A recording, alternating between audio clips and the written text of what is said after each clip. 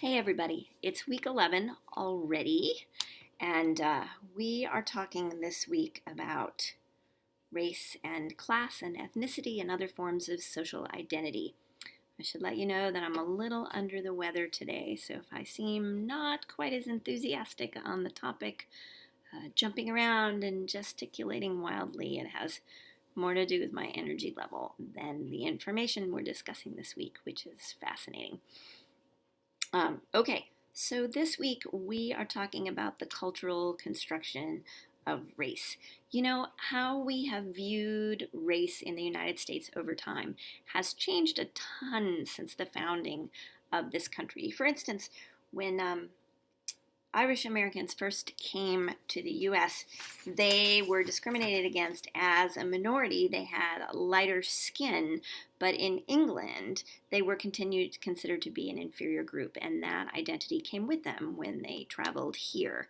That's one of the reasons you might still hear people referring to the Black Irish, right? Because they were considered to be a socially inferior group based on their ethnicity.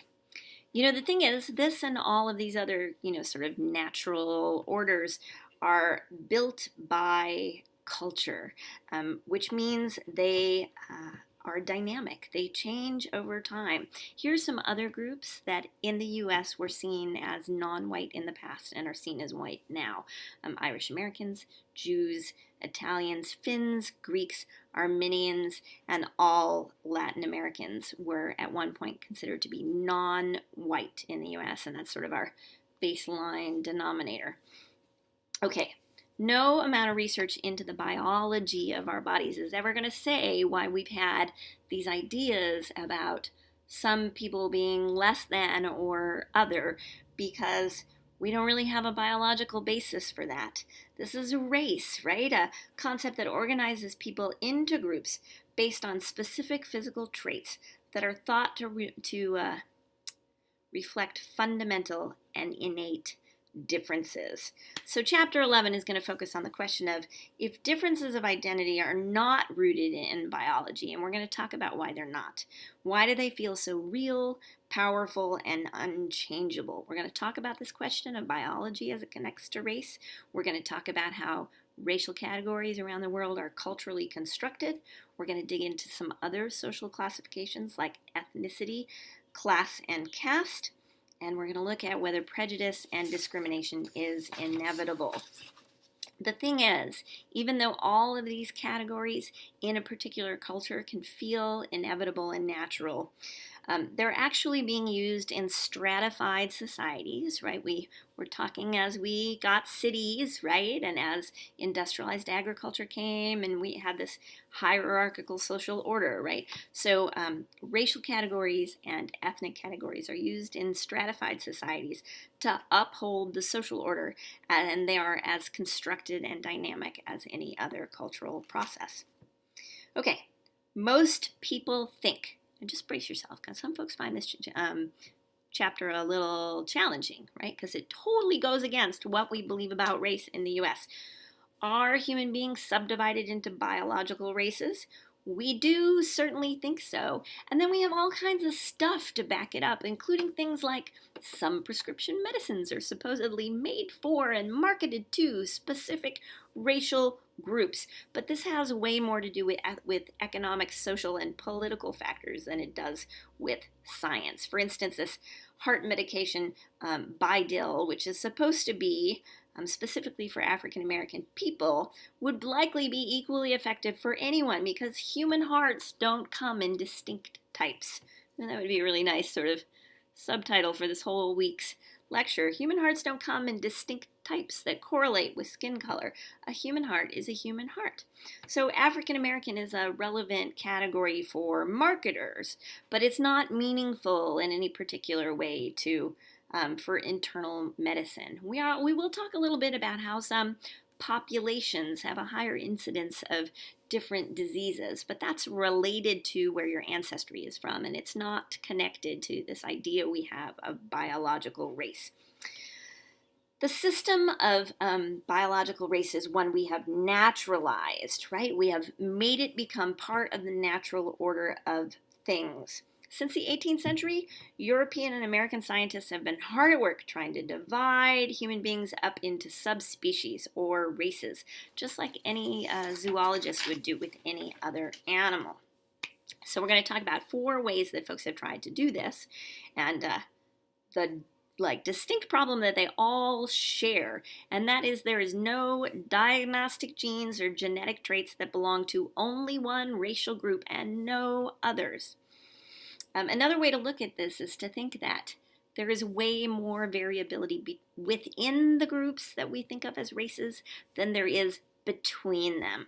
Okay, so we're going to start with German taxonomist and anthropologist Johann Friedrich Blumenbach, who said that there were 5 distinct human races: Mongoloid, Caucasoid, Negroid, Malayan, and American Indian, based on visible features like skin color, hair type, and facial features.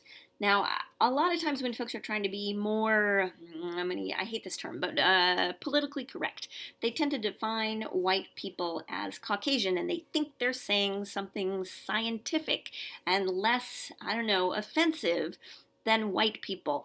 But, this is because folks who were doing a bunch of this research at the time were trying to find distinct physical differences between human groups. And one of the things they did was look at skull types. And this particular researcher looked at the skulls from the Caucasoid Mountains and said, these skulls are particularly beautiful. This is the place where the white people came from. And so we're going to call that group Caucasoid, even though we know that that is definitively untrue. So the term Caucasian actually has sort of a very complicated and not great racist past. So I sort of want to encourage all of you to stay away from that when you are trying to describe yourself if you happen to be a white person, like, as you can probably tell, I am. Okay, so our American folk taxonomy, a system that we use now, which divides people into black and white and brown and maybe also yellow, is based primarily on skin color. So it sort of follows this path that Blumenbach was on. Dividing people up into separate and distinct colors exaggerates the range of human skin tones. We don't really actually have black people or white people or red people or yellow. I mean, I'm kind of beige, pink when I get really excited. But there's no part of me that is actually here. Piece of paper, white, not the color that I am. Okay. In reality, we're all clustered within a relatively narrow range of colors, one that Nina Jablonski, I'm going to put this video up in our classroom this week, but Nina Jablonski describes as a sepia rainbow. Okay, so now Swedish taxonomist Linnaeus, you remember our Linnaean system of classification, divided human beings up into 4 geographic races: Asian and African, American, and European. But again, we are taking vast continents with lots of ethnic diversity, and we're going to naturalize them or make them seem like it's natural that those are racial groups. But then we'd still have to divide those up more to attempt to account for the variability we see within them. An adaptational approach to race links physical traits with our environment. This is a little helpful because there's a general correlation between latitude and skin pigmentation. I'm going to, again, let you see a little of Jablonski's talk on this, which is fabulous. Now, this is a great approach in that it identifies actual biological patterning, but the problem with it, as Jablonski gets into, is that skin variation actually varies along a continuum. So you could think of this, for instance, as sort of ombre, right? So near the equator, darker skins, and you get gradually lighter as you go up towards the pole. Okay, so when we try to put a line somewhere on that sort of ombre, O-M-B-R-E, right, ombre variation, where you put the line would be entirely arbitrary. Okay, so a fourth approach defines race as reproductively isolated breeding populations. Okay, so this would be useful in that it accounts for sociocultural factors, but the weakness is that it creates a prohibitively large number of races. And if you look worldwide, you'll see that if you go to different countries, different parts of the world, they have a completely different number for how many races there are around the world. It could be argued, and argued pretty well, that attempting to divide people up into meaningful racial categories is pointless. And some people argue that this process is harmless. But this is not really true, because racial thinking, where we try to decide what those groups are and then apply specific traits to them, we argue that one trait, like skin color, correlates with all kinds of complicated biological attributes like intelligence or athletic ability or personal character. The thing is, each of us is an expression of thousands of different genetic traits. The ones we still use to divide people up into races aren't particularly important, but they are visually obvious. They also don't correlate with one another, right? So there are parts of the world, for instance, in which people have very dark skin and very straight hair, even though in the US we think of both of those traits being linked to the group that we think of as Black. That makes sense because the whole point of racial thinking is to oversimplify. Race is biologically meaningless, but that doesn't mean that it doesn't have biological and certainly cultural consequences.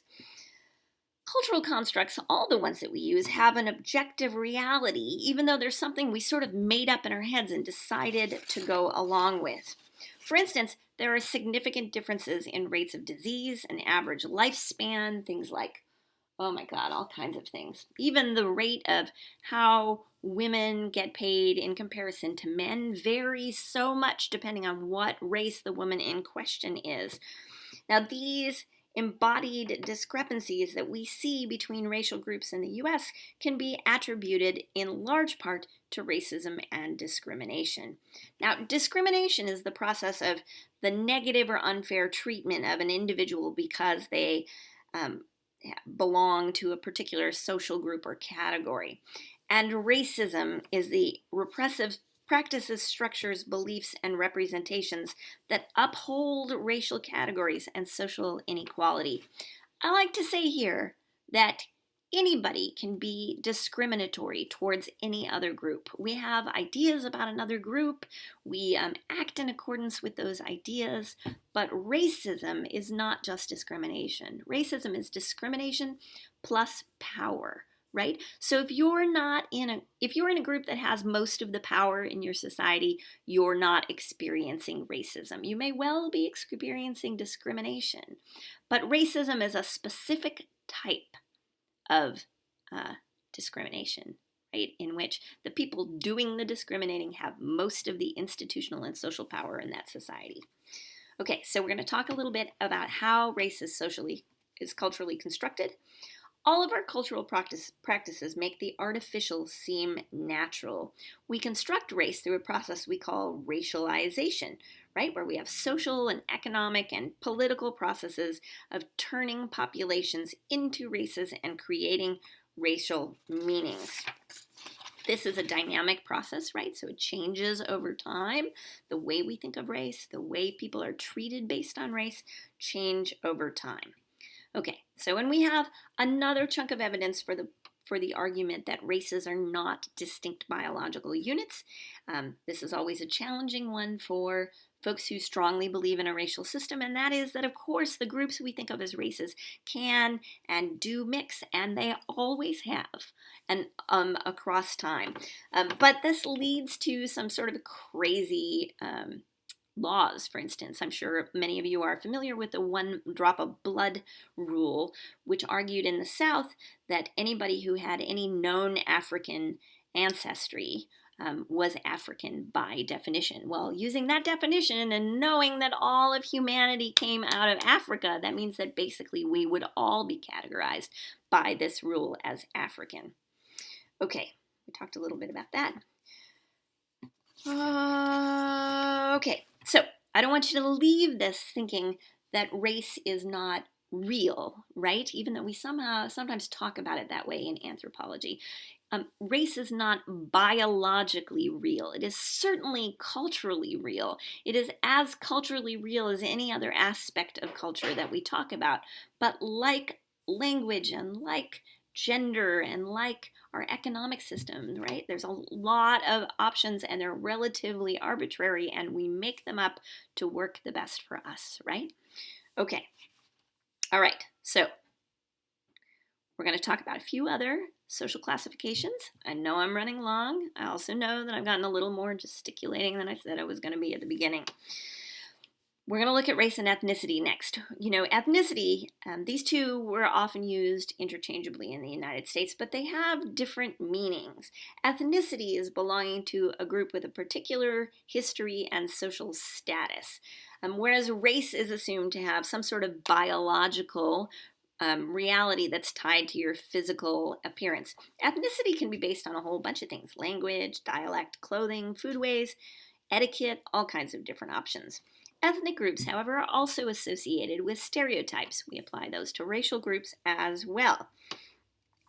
Now, members of ethnic groups tend to emphasize familial metaphors and shared blood to make them seem more of a group to themselves. This, again, naturalizes a cultural category, a process we call primordialization, right? Which argues that ethnicity is a natural system because of biological ties. The reality of this is better explained by instrumentalization, where ethnic groups are not naturally occurring or stable, but highly dynamic groups created to serve the interest of one powerful group or another. Okay. Other forms of social stratification we can see can be based on class, hierarchical distinctions between social groups based on wealth, occupation, and social status. And of course, once we have different class groups, we end up with social stratification, right? In India, they have formalized this set of social stratification into something they call caste, right? Where we have categories that are divided up theoretically according to moral purity and pollution, right? Where they argue the people on the top of the system, the folks who are the Brahmins, the warriors, the traders, right, are more pure and noble, and the folks that do the dirty work of Indian society are what is often described as untouchables, right? This is assigned by birth, and it's much less mobile than our own class society. People can move along in it less than they say, but you can see some parallels between this caste system and our own racial groupings in the U.S., right? Where we think of folks on this hierarchy at the top as being somehow better, more moral. We see this in public discourse all the time. And the folks at the bottom, not as much. Okay. Do y'all think that prejudice is less unavoidable if we have all these different kinds of difference around us? Is it an unavoidable result of living in a world in which not everyone is like us? Well, the thing is that most forms of prejudice, whether they're based on race or ethnicity, religion, sexual orientation, any of that stuff, is acquired as part of our enculturation. This means that it's learned from our peers, our elders, the media. If it's learned, it's something that can also be unlearned. So that's sort of a positive, uplifting point to be wrapping all of this up on. We see discrimination in the US and around the world in two different ways: explicit and disguised. Explicit is easier to identify because it makes no attempt to hide and is an accepted norm. We see it in institutions and laws. There is less of this in the United States than there used to be, although there is certainly still some. What we mostly have here is what you might call disguised discrimination, which lives on well beyond the theoretically official end of its explicit source. You could see a good example here in folks who have argued that somehow we're not a racist society anymore because we elected a black president, right? Here we go back to that one drop of blood rule, right? Because Barack Obama has two parents. One of them was a black man from Kenya, and the other was a white anthropologist from Kansas, right? But we define him as black because that's how we categorize in the US. Okay, one of the most unrecognized aspects of discrimination, to wrap this all up, is unearned privilege, an unnoticed lack of discrimination against certain groups. I'm sure that many of you probably read in one class or another Peggy McIntosh's article, Unpacking the Invisible Knapsack, right? She sees having light skin pigmentation in the US as unearned privilege because light-skinned people can do everyday things without additional attention or judgment directed at them. But we're going to wrap up this week by saying fighting discrimination, whether it's based on ethnicity or class or particularly race in the US, requires the recognition and efforts of both those who are discriminated against based on cultural factors and those who aren't. So that's where we're going to stop in a place of maybe a hopeful call to arms to think about these categories a little more clearly, to sort of untangle our connections to thinking of them as biological and fixed, and perhaps making a little change in our own lives. That's it. Have fun in the discussion forums.